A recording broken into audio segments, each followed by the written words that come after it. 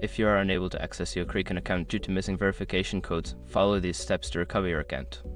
This guide will help you navigate the recovery process effectively. Step 1. Visit the Kraken support page.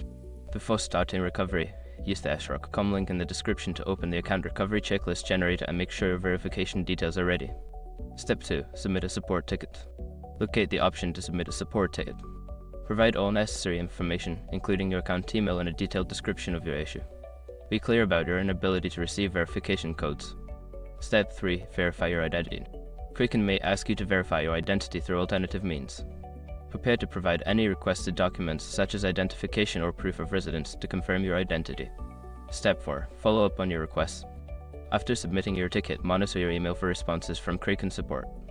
If you do not receive a reply within a few days, consider following up on your request to ensure it is being processed. Step 5. Update security settings. Once you regain access to your account, review and update your security settings. Consider enabling backup methods for receiving verification codes, such as an authenticator app, to prevent future access issues.